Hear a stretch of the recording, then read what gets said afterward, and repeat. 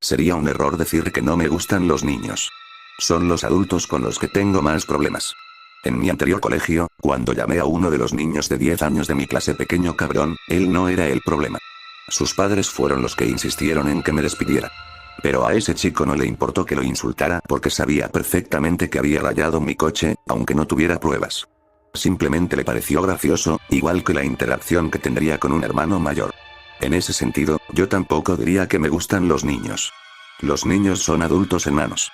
Son más sinceros, pero solo porque hay menos en juego. La gente con trabajo e hipoteca dice mentiras enormes. Los niños no tienen el peso del mundo sobre sus hombros, así que ¿por qué mentir sobre amantes y ascensos y por qué has estado machacando antibióticos en el batido matutino de tu mujer? En cambio, solo mienten sobre dónde están sus deberes. Los niños a los que enseño están justo en la cúspide de eso. Algunos de los niños pueden ser atrapados riéndose disimuladamente en la parte de atrás mientras se muestran unos a otros pequeños vídeos traviesos que no entienden pero no pueden apartar la vista, pero luego salen y se persiguen unos a otros. Hacen volteretas. Juegan a la mancha. Al escondite. Lloran si reciben un golpe particularmente fuerte. Los niños son raros. Tengo uno cuyo padre está en la cárcel y habla de ello como si no significara nada. Su padre intentó matar a una mujer a patadas en el estacionamiento de un bar y no saldrá hasta que el niño sea adolescente. Al niño no le importa. No lo entiende. Si acaso, piensa que es gracioso. Pero la semana pasada le confisqué su lápiz de fantasía, que era del tamaño de un pepino, y gritó tan fuerte que vomitó por todo el azulejo moteado que han estado pegados a este piso desde el 96. 10 años es una edad rara. Lo suficientemente mayor para percibir vagamente los problemas de la vida bajo la superficie, como bultos en una almohada, para preguntarse por qué mamá se toma 3 botellas de vino un martes o por qué papá se cambia la camisa y la esconde en el garaje antes de volver del trabajo, pero demasiado joven para saber qué hay realmente bajo la superficie. Estos niños pueden sentir que algo anda mal en el mundo. Simplemente no saben qué es. Todavía no, al menos. Tienen mi compasión. 26 años enseñando han erosionado casi todo lo demás. No me interesa especialmente si estos pequeños imbéciles se convierten en científicos o conserjes. Tampoco me interesa especialmente ayudarlos a procesar su carga emocional. Si alguno de ustedes quiere que repare el daño que le han hecho a sus propios hijos, puede empezar por pagarme muchísimo más. Pero me dan pena porque no saben realmente qué está pasando, pero a diferencia de un niño de 5 años, no pueden andar a tientas en la ignorancia ciega. Están atrapados entre dos mundos, uno en el que lloras hasta quedarte dormido por la noche por el divorcio de tus padres, pero todavía piensas que Papá Noel y el hada de los dientes son reales. Quizás sea diferente en una escuela rica, una donde los niños no van a bancos de alimentos ni familias enteras tienen que compartir un teléfono. Lo dudo. No sé por qué. Dudo que alguien viva la historia de los osos Berenstein, rico o no. Solía soñar con dar clases en una de las grandes escuelas de un par de pueblos más allá, las que tienen toda la financiación. ¡Qué bien! Entrar en un edificio que no parezca decorado de la próxima temporada de True Detective. Ahora solo sueño con dejar esta profesión por completo. Quizás si juego bien mis cartas. Parece una locura decirlo en voz alta, así que no lo haré. Pero quizá encontré una salida. Bueno, para ser exactos, los niños la encontraron. No saben qué tienen. Claro que no. Son niños. No tienen ni idea. Pero creo que me faltan 13 semanas para otra oportunidad, y cuando eso pase, puedes apostar tu trasero a que voy a pedir un billete de ida. Al principio planeé conseguir un trabajo cómodo en una de las escuelas de unos pueblos más allá. Uno donde el autobús escolar no tenga que planear su ruta entre varios parques de caravanas. Ahora me doy cuenta de que pensaba a pequeña escala. Si soy inteligente, no tendré que trabajar ni un solo día más en mi vida. ¿Te imaginas eso? 13 semanas más. Ahora mismo Grenouille está con Layla. Es una chica dulce, pero es lo suficientemente lista como para que sea un problema. A los tontos les va mejor. Te despiertas con algo que te sonríe en la ventana de tu habitación. Ayuda a tener una mente que no se pregunta en qué piso vives. Layla no va a ganar una beca de genio pronto, pero puedo ver que le molesta porque en el fondo sabe lo mal que está todo esto. Ojeras. Piel pálida. Ojos que no paran de mirar a los rincones oscuros. A veces se queda dormida en su escritorio. A veces se despierta de un sobresalto, como si algo solo ella pudiera ver la hubiera sobresaltado. Es duro. La única razón por la que aguanta es la misma por la que tú o yo lo haríamos. Las recompensas. La última vez le regalaron un smartphone. Me pregunto qué será esta vez. Estos niños no piden mucho. Juguetes, sobre todo. Uno de ellos se volvió rapidísimo jugando al fútbol. Tiene sentido. Pero es ese tipo de cosas, ¿sabes? No preguntan por la lotería ni nada parecido porque el dinero es un poco demasiado abstracto ahora mismo. Aunque es extraño, siendo tan jóvenes e ingenuos como son, aprendieron las reglas bastante rápido. Supongo que las lecciones de Grenouille no son sutiles. Solo mira a uno de mis antiguos alumnos, Jared. En aquel entonces todo esto pasó desapercibido para mí. Un chico de mi clase perdió a uno de sus padres y se mudó. ¿Y qué? Sucede. Resulta que le pidió a su padre que se desintoxicara. Al día siguiente, el pobre tipo quedó atrapado en la maquinaria de su trabajo. Las imágenes de las cámaras de seguridad fueron muy populares en Liveleax. Es un espectáculo desalentador. No soy especialmente manitas, así que nunca pensé que un torno pudiera hacerle eso a un cuerpo humano. En fin, no está bien preguntar por los demás. Ojalá mi papá fuera así. Ojalá mi mamá fuera así. Uy. Alía me lo dijo de entrada cuando empecé a preguntar por qué la mitad de los chicos de mi clase tenían iPhones y Nintendo Switch nuevos. Dijo que era fácil pedir cosas, pero era más arriesgado pedir que cambiaran algo, y francamente horrible pedir que cambiara a una persona de cualquier forma, por pequeña que fuera. Incluso ese chico que se volvió bueno en fútbol jugó un juego arriesgado. Salió bien, pero los otros chicos no se le acercaron durante una semana. No paraban de esperar que le pasara algo malo y no querían estar en la zona de salpicaduras. No puedo fingir que entiendo las sutilezas. Como los niños, solo puedo observar lo que les pasa a los demás y aprender las lecciones que eso enseña. Nada con Grenouille está garantizado. No hay certezas. Incluso los niños se cansan. Quien lo tenga, es un paria. Evaluación de riesgos en menores de 11 años. Es extraño. Pero a menos que sea tu turno, ni siquiera quieres arriesgarte a algo tan absurdo como jugar a la pelota con su amigo elegido. Grenouille es territorial. Posesivo. Extraño. Ni siquiera lo creía hasta que, por alguna razón, llegó mi turno, lo cual a los niños les pareció bastante alarmante. A Grenouille no le gustan los adultos. Al principio pensé que era un fantasma.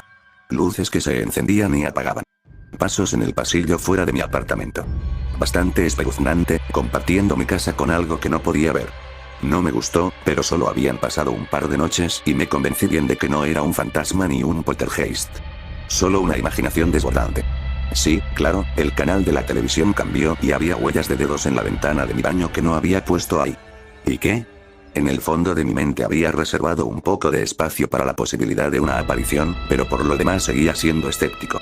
Dios mío, ojalá fuera tan simple como una aparición. No sé si podría explicarte cómo me sentí la primera vez que desperté con Grenouille acariciándome suavemente los dedos de los pies. Jesús. La violación de eso. La sensación de un mundo que no tenía sentido. Mis ojos miraron fijamente sus dedos, aterrorizados, el corazón latiéndome con fuerza, la cabeza palpitando como si me hubiera dado un golpe, y seguí esperando que tuviera sentido. Mis ojos vagaron, tratando de encontrar las manos a las que pertenecían esos dedos, pero simplemente seguían yendo. Y yendo. Y yendo. Se extendían por metros hasta que desaparecieron en la sombra de mi armario. Todo el tiempo no dejaban de masajearme los dedos gordos de los pies. Fríos como el hielo. Empecé a contar los nudillos. Llegué a 13 y me di por vencido. Pero eran dedos. Podía decirlo por las uñas.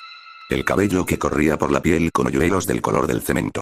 Y entonces, justo cuando comencé a apreciar realmente que estaba despierto, 100% sobrio y lúcido, y que lo que estaba viendo no era un sueño, ni una pesadilla ni alguna otra maldita conjuración de la mente, justo cuando sentí que el pánico comenzaba a estallar dentro de mi pecho como un ataque cardíaco incipiente, esos dedos imposiblemente largos se retiraron a la oscuridad como una araña que curva sus patas. Me levanté y encendí las luces, pero encontré el armario vacío. Sentí que el mundo se me venía abajo. Tenía que ser un terror nocturno, pensé. Hacía décadas que no tenía uno, pero ¿qué otra cosa podía ser? Quería volver a dormir, al menos intentarlo, pero tenía tanto miedo que no podía volver a enfrentarme a la oscuridad, así que decidí quedarme despierto. Salí a la sala, encendí la tele, me dejé caer en el sofá y eché la cabeza hacia atrás. Puede que me hubiera quedado dormido otra vez. No lo sé con certeza. Solo recuerdo la sensación cuando el cojín se ajustó debajo de mí y lo oí. El sonido de algo apretándose, como una puerta que cruje. Miré hacia abajo y vi bandas blancas que rodeaban todo el sofá. Dedos. Se tensaron, y la tela emitió un crujido al aumentar la tensión. Salí disparado hacia arriba, presa del pánico. Para cuando me volví, los dedos habían desaparecido, pero la huella que habían dejado en el sofá seguía intacta. Esto se repitió toda la noche. Cada vez que sentía que me iba a quedar dormida, esos dedos larguísimos salían de la oscuridad y aparecían. Tiraban vasos de las encimeras. Abrían la nevera. Encendían el horno. Y, siempre que podían, me tocaban. Me acariciaban una oreja. Me hacían cosquillas en la nariz. Se deslizaban entre mis dedos e intentaban sujetarme la mano.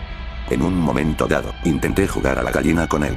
Me quedé inmóvil mientras un dedo grasiento me tiraba de los labios e intentaba entrar en mi boca, pero antes de que lo consiguiera, perdí la cabeza y salí corriendo, chillando, al pasillo de mi apartamento. Jadeando en el pasillo, me dije que jamás pondría un pie en ese apartamento, pero había algo en la forma en que todos mis vecinos llegaban a sus puertas uno por uno y se quedaban mirándome en ropa interior y camiseta interior sudada. Me sentí como un idiota y, sin darme cuenta, ya estaba ofreciendo disculpas confusas mientras entraba sigilosamente por la puerta principal. Para cuando llegué a la escuela al día siguiente, me sentía al borde de un colapso. Realmente sospechaba que mi día terminaría con una camisa de fuerza. Quienes menos esperaba que me comprendieran eran mis alumnos, pero cuando entré con cara de borracho sin dormir, todos me miraron en silencio. Y esto no era la estupidez boquiabierta a la que a veces estoy acostumbrado con estos chicos, como aquella vez que les dije que tenía esposa. Esto era algo más. Me llevó un segundo descifrarlo. No es el tipo de expresión que estoy acostumbrado a ver en niños de esa edad, ya que la mitad son unos psicópatas en miniatura. Era compasión. Sentían lástima por mí. Pero cuando di un paso al frente, todos corrieron sus sillas hacia atrás. Así fue como encajó. Me había pasado el último año viéndolos turnarse para aislarse y lo había descartado como un producto peculiar de las dinámicas sociales de la infancia. Me parecía cruel, y había intentado una y otra vez mitigarlo. Sentarme con los niños excluidos y hablar con ellos, intentar comprenderlo todo. Pero era un enigma, todo. Si no fuera por el hecho de que este sistema jodido parecía operar por turnos, me habría visto obligado a intervenir. Pero tal como estaban las cosas, el niño que era el objetivo siempre volvía con la multitud una semana después, y eran ellos los que excluían a alguien más. Pero ahora todo eso tenía sentido. La forma en que me miraban. Lástima. Reconocimiento. Sabían por lo que había pasado la noche, y durante el último año lo habían vivido ellos mismos, uno por uno. Debería jugar con Grenouille, señor, dijo una de las niñas más tranquilas con los ojos muy abiertos, como si fuera un rehén a punta de pistola, y todos los demás niños asintieron.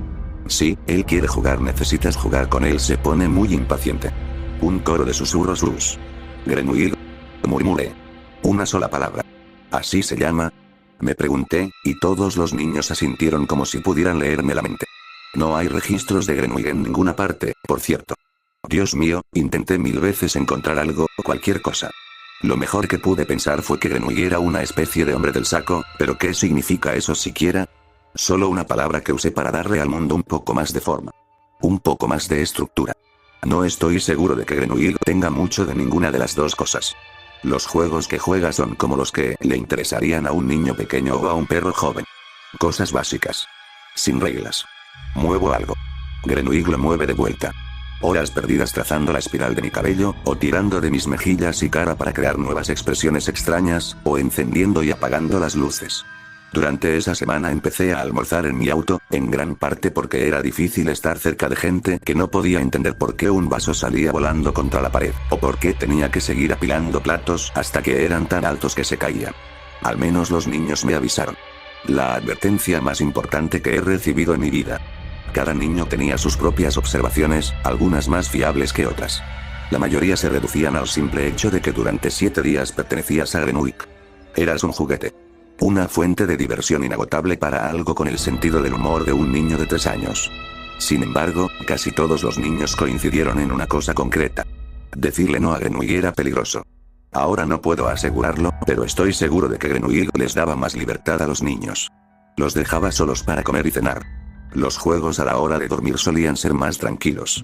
Pero para mí era casi como si parte del juego fuera verme seguir con mi vida adulta mientras él hacía todo lo posible por fastidiarme. Me agarraba el volante, riendo desde el oscuro espacio para los pies, con sus ojos amarillos mirándome entre las piernas. Me agarraba el teléfono y lo tiraba al tráfico. O se sentaba allí haciéndome cosquillas en el cuello y las axilas mientras el director exigía saber por qué el comportamiento de mi clase era tan errático. Me lo ponía difícil. Me llevaba al límite. Al final, perdí la paciencia. Le aparté la mano de un manotazo cuando intentó molestarme durante una parada de tráfico. Me dieron ganas de gritarle que había estado a punto de que me dispararan, pero claro que no podía. Me quedé ahí sentado mientras el policía revisaba mi carnet de conducir y pensaba en hacerme una prueba de alcoholemia. No podía culparlo. Había estado dando volantazos por toda la carretera hasta que vi las luces intermitentes. No ayudó cuando, al acercarse a mi coche parado, me vio golpeando furiosamente el volante mientras silbaba. Basta. Una y otra vez.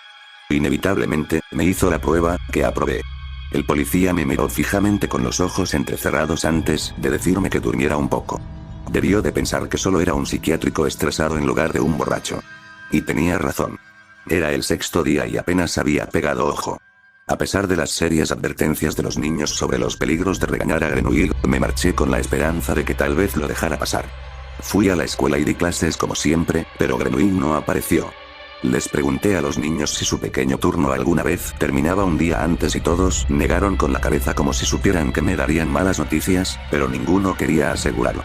Aún así, era mi primera vez, así que ignoré su mirada e intenté concentrarme en la esperanza de que tal vez Grenouille finalmente me dejara en paz. Una sensación que se disolvió por completo cuando abrí la puerta de casa y encontré un paquete en el suelo. Una caja grande, de unos 30 centímetros cúbicos. Parecía cartón viejo, como lo que pasa cuando se moja y se deja secar al aire libre. Simplemente sucia. Además, le habían grapado los lados, lo que le daba un aspecto casero que resultaba un poco más espeluznante. Esperaba algo malo. En cuanto fui a levantarla y vi que pesaba demasiado, supe que algo andaba mal. Simplemente se sentía como levantar un cubo rebosante desde el fondo. Y luego estaba el olor, y los ruidos que parecían la transmisión lejana de un niño maullando. Metálico, como los llantos apagados de alguien al otro lado de un muro muy grueso. Cuando por fin la abrí, encontré al policía dentro, familiar por el escudo y el nombre. Él, estaba doblado, supongo que es la mejor manera de describirlo. Al principio pensé que era solo su uniforme, pero, la ropa no abriga y, obviamente, un uniforme doblado no explicaría el vello y la piel del antebrazo que sobresalían por un lado. Retrocedí aterrorizado. Caí de culo hacia atrás y fue entonces cuando Grenouille apareció.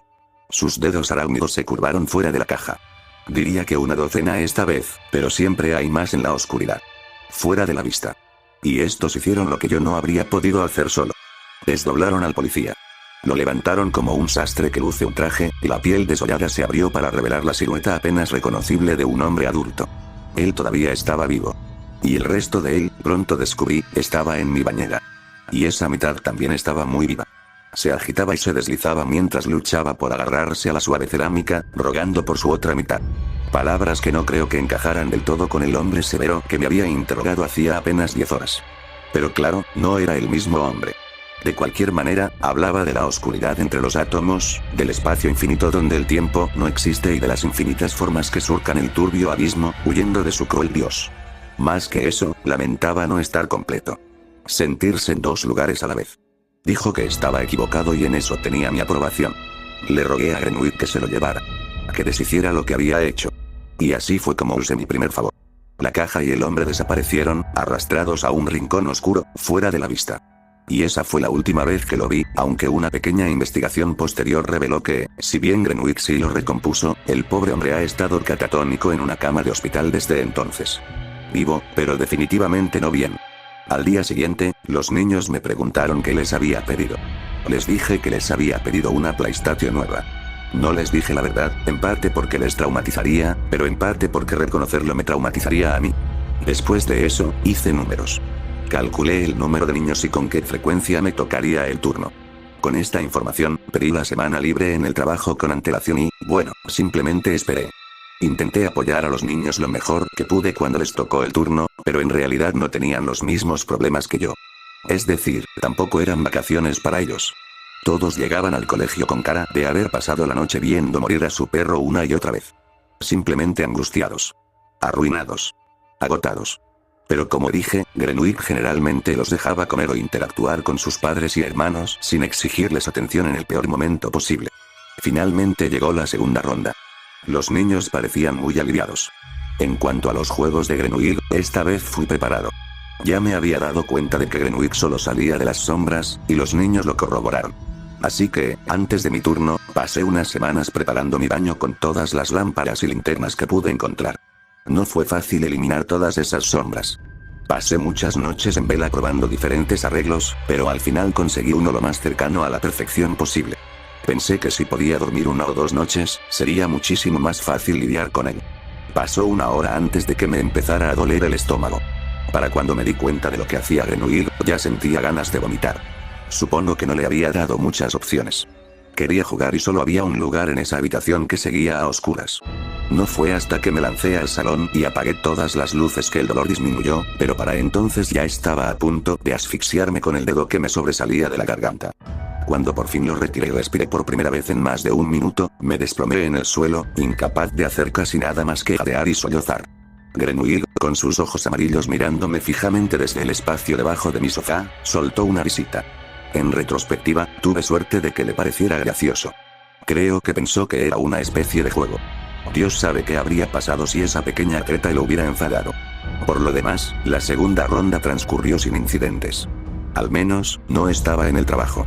Fue un infierno, pero no tuve que preocuparme por conducir a ningún sitio ni por estar en público esperando a que esas malditas manos me encontraran. Simplemente me quedé en casa y jugué a sus raros jueguitos, que básicamente consistían en limpiar cualquier tontería que hubiera decidido hacer un desastre. Descubrí que me ayudaba si exageraba mi exasperación. Cuanto menos reaccionaba a sus travesuras, más probable era que se pusiera las pilas. Cuando todo terminó, pedí un billete de lotería premiado. Lamentablemente, no especifiqué la cantidad, lo cual supuse que era culpa mía. Al menos lo que gané cubrió el alquiler de ese mes, aunque mis expectativas eran un poco más altas. Aún así, pensé que sería mejor la próxima vez. Sería más específico, decidí. Los mejores planes de ratones y hombres. ¿Alguna vez has perdido a alguien? A la mayoría de la gente le ha pasado. Yo, sin duda. Más de una vez, también. Casi me destroza, y yo ya era un hombre adulto. Fue un par de días antes de mi turno que Alia experimentó su primera pérdida. La mayoría de los niños es un hámster. Si tienen mala suerte, un abuelo. Para ella, fue su hermano mayor. Yo le había dado clases 11 años antes y era un buen chico. Inteligente, como ella. Llegó a ser mecánico. Su muerte no fue nada extraño ni siniestro. Solo un accidente. Jack salió volando. Un coche lo aplastó. Improvisado. Devastador. La directora y sus padres la sacaron de clase, los tres con cara de pocos amigos. Como si hubieran pasado un mes a solas con Grenouille. Un pequeño recordatorio de que no todas las pesadillas se esconden en la oscuridad, supongo. No sé por qué me impactó tanto. Creo que probablemente fue mi propia experiencia con el vuelo. Sea como sea, se me quedó grabado. Su ausencia, la silla y el escritorio vacíos, eran difíciles de ignorar día tras día, sabiendo por lo que estaba pasando. Creo que una cosa es aceptar que estos niños se enfrentarán a las circunstancias. Pobreza. Padres de mierda. La vida no es justa. No tengo voz ni voto en la sociedad sobre cómo algunos niños tienen ponis y otros raquitismo. Pero hay algo en perder a alguien de esa manera, solo una confluencia aleatoria de mala suerte, que golpea más fuerte que la mayoría. No sé si puedo explicarlo. Es que Alia ya estaba creciendo en el peldaño más bajo de nuestro sistema de clases no muy invisible. ¿No había tenido ya su buena ración de mala suerte? Es decir, joder, hasta Grenouille concede favores. Incluso ese miserable monstruo no es del todo malo. Pero un accidente como lo que le pasó al hermano de Alia. No hay ninguna ventaja. Es simplemente una mierda. La cosa es que, como dije, me tocaba el turno, y bueno, tal como lo veía, el chico ya estaba muerto, ¿no? No era como si pudiera morir enredado 3 veces en un torno. Lo peor ya había pasado. Decidí hacer algo que, incluso en ese momento, me pareció bastante estúpido. Pero si había una posibilidad de que funcionara, bueno, tenía que intentarlo. La tercera ronda con Grenouille fue facilísima. Compré un montón de rompecabezas de forma preventiva y los dejé a medias. Él se puso manos a la obra enseguida. Hice todo lo que pude de una sentada, me daba la vuelta, volvía y él los había liado todos. Jugaba con mi enfado e irritación, y luego volvía a lo mismo. Bebí mucho café y whisky. Vi un montón de películas. A Grenouille le encantaba. También rompí un par de platos y tazas. No todo fue coser y cantar. Una noche me desperté y lo encontré lamiéndome el cuello y tuve que ir corriendo al hospital para que me trataran la quemadura química. Aún así, la semana transcurrió sin mayores incidentes porque, bueno, tenía algo en mente. No podía sacarlo. Tenía que ponerlo en práctica. Y la promesa de lo que significaría si funcionaba me permitió pasar esa semana prácticamente sin hacer ruido. Al menos tuve la sensatez de especificar que el chico volviera conmigo. No con Alia. Pensé que si algo salía mal, sería mejor que ella no tuviera que verlo. Eran las 4 de la mañana cuando me despertó un sonido que se había colado en mis sueños como una especie de crujido de puerta. Pero al abrir los ojos y volver a la realidad, me di cuenta de que lo que oía era más bien como gravilla pisada. Extraño. Distante. Silencioso. Contuve la respiración, aunque solo fuera para oír mejor, pero pareció amplificar el sonido de la sangre corriendo por mis oídos. Ruido blanco. A veces es tan difícil percibir lo que hay, ¿verdad? Solo quería que mis oídos o mis ojos me informaran de algo útil sin tener que salir de la seguridad de mi cama. En cambio, solo oí sombras tenues y el susurro marino de mi propia respiración. Al menos podía asegurarme de que no estaba solo en mi apartamento. Con el tiempo, cuanto más esperaba, más seguro estaba de ello. Algo estaba ahí fuera, en el pasillo entre mi dormitorio y la sala de estar, supongo, moviéndose con el tipo de ritmo irregular que solo pertenece a los seres vivos. Esto no era el viento ni alguna tubería asentándose. Algo se movía, y se movía en mi dirección. Bajo, cerca del suelo. Un ruido al que no podía atribuir ninguna forma. Mal. Totalmente mal. Me hizo pensar en lápices rotos. Rechinar los dientes. Al final no pude evitarlo. Me levanté y grité. ¿Quién es ahí? Las palabras no me parecieron reales. El mundo adquirió la distorsión más real que la real que viene con el terror, junto con un calor blanco y hormigueante en la nuca.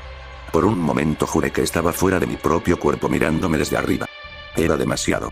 Pero ese sonido era más claro que nunca. No había forma de fingir que este fantasma no era real. Encendí la luz. El hermano de Alia gritó y se alejó arrastrándose de la luz. Quejidos desatendidos dejaron un rastro que me condujo a la sala, donde lo encontré acurrucado en la pata de una mesa. Estaba vivo, pero no entero. Supongo que no había pensado mucho en lo que un coche le haría al pecho de un hombre. Cada respiración era una extraña orquesta. Demasiados sonidos para desentrañar. Hueso contra hueso. Costillas arrugadas expandiéndose, o al menos intentándolo, y llevando oxígeno a los pulmones llenos de sangre. El musgo le había crecido en la cara, incluso en el poco tiempo que llevaba enterrado.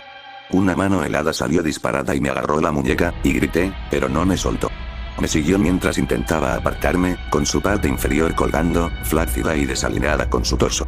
Era como arrastrar un saco de carne por una pista de hielo. No me envíes de vuelta, gimió. No me envíes de vuelta. Finalmente, mi pie golpeó el sofá y caí sobre él.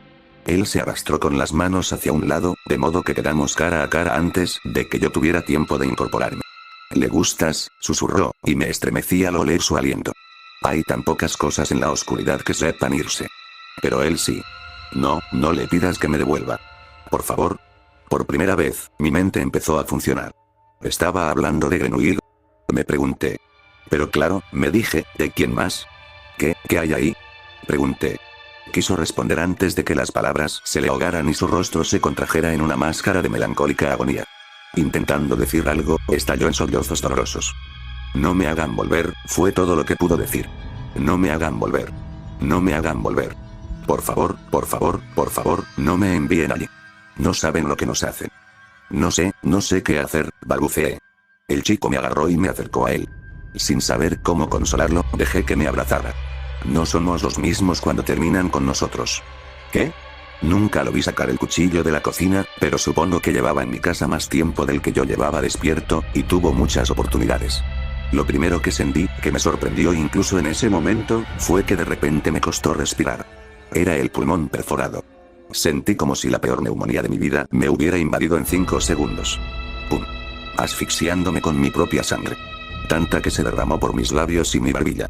Para cuando noté las dolorosas oleadas de agonía que me salían de la caja torácica, ya me estaba desplomando en el sofá, sentado como si me estuviera preparando para una mudanza el viernes por la noche. No es que estuviera indefenso.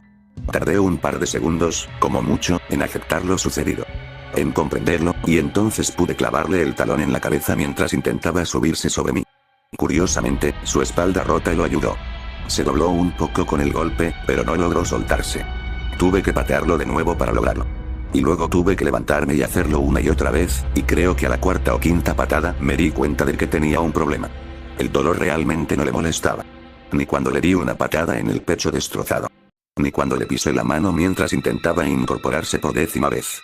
Ni siquiera cuando le di la vuelta y le pisé la cabeza, intentando apuntar con el pie entre lágrimas. Incluso después de inmovilizarlo, incluso después de rebuscar y encontrar un casco viejo de bici, y de golpearle el cráneo hasta que me dolió el brazo, no gritó de dolor. Simplemente siguió intentando levantarse. Joder. Grité mientras los segundos se convertían en minutos, que seguían pasando. Sentí que llevaba horas balanceándome, Pero en realidad no sé cuánto. Finalmente, me detuve para respirar y miré frenéticamente de un rincón a otro de la habitación, desesperada por primera vez en mi vida por ver esos horribles dedos largos. Llévatelo. Grité. Por Dios, llévatelo de vuelta. Sospecho que había estado esperando y observando, porque con muy poca demora Grenouille finalmente hizo su aparición. Unos ojos amarillos, agrupados como huevos de rana, me guiñaron el ojo desde una sombra bajo la mesa. Parecían satisfechos, como siempre, pero no me importó. El hombre mutilado que yacía en el suelo seguía ladrando con una risa húmeda, manoteándome con los dedos rotos. Me sentía débil, y todo mi lado derecho ardía, caliente y frío a la vez, mientras la sangre caliente empezaba a enfriarse. «Dios mío», grité. «Llévenselo de vuelta». Las manos de Grenouille no perdieron el tiempo, y la risa del hombre se volvió aún más histérica a medida que los dedos lo rodeaban el pecho y las piernas, remolcándolo lentamente hacia la oscuridad. Sentí un breve momento de alivio, esperando que este fuera el fin de mi error. Pero entonces sentí sus brazos alrededor de mis piernas. Incluso roto, su fuerza era algo especial. Atrapado en un abrazo de oso, arrastrado lentamente hacia esa sombra abisal, empecé a sentir pánico. Pero era demasiado poco y demasiado tarde. Caí de pies por delante. Una sensación como ninguna otra que había tenido. Al final, me aferré con las puntas de los dedos a una cornisa imposible. Sobre mí había una especie de abertura sin principio ni fin definidos, y al otro lado estaba mi sala de estar. Miré hacia abajo y, por primera vez, vi a Grenouille en su totalidad. En retrospectiva, había sido un error pensar que era humanoide. Creo que simplemente había decidido que el coco debía parecer un hombre, pero lo que flotaba en el extraño éter bajo mí se parecía más a una medusa, o tal vez a una araña. No lo sé. Estaba oscuro en ese vacío, y sin embargo, imposiblemente claro. Podía haber cosas allí. Más que solo a Grenouille. Desafiaba las dimensiones tal como las entendemos. Era a la vez un océano y un paisaje. A lo lejos, leviatanes nadaban por el espacio abierto. Ni siquiera estoy seguro de estar viendo con luz. Cuando parpadeé, todavía lo vi todo. A Grenouille le pareció divertidísimo. Tenía una boca, y se reía como un loco mientras desprendía al hermano de Alia de mi cintura, dejándome libre para volver a la realidad a patadas y tirones. Mientras me deslizaba por la alfombra de mi sala, su risa persistía. Tan pronto como salí, me arrastré y corrí al baño, donde cerré la puerta y me desmayé. El siguiente turno de Grenouille conmigo duró 2 semanas, lo que creo que se debió a que le pedí 2 cosas. Que el hermano de Alia volviera de entre los muertos y que se lo llevaran. Sea como sea, no le reproché los juegos a Grenouille. Pero eso significó que no recibí otra petición. Tengo que esperar a la próxima vez. Mientras tanto, he visto a los niños acercarse al final del curso escolar y me pregunto si Grenouille se les hará mayor o si se lo llevarán a la siguiente clase. Si los deja solos, ¿aterrorizará a la siguiente generación de niños a los que enseñe? De cualquier manera, creo que Grenouille me dejará volver a doblar, y eso es importante porque, si es así, sé qué haré. Como dije antes, me largo de aquí. Se acabó la enseñanza. Voy a cobrar. Pero he decidido, después de lo que les hice a Alia y a su hermano, que al menos puedo llevarme a Grenouille conmigo. Puede convertirse en un amigo permanente y dejar a los niños en paz. No quiero que los sigan ni que atormente a la siguiente pandilla. Voy a llenar mis bolsillos con tanto dinero que podré construirle a él y a mí un patio de juegos y él nunca más tendrá que molestarlos. Ya tienen bastante con qué lidiar.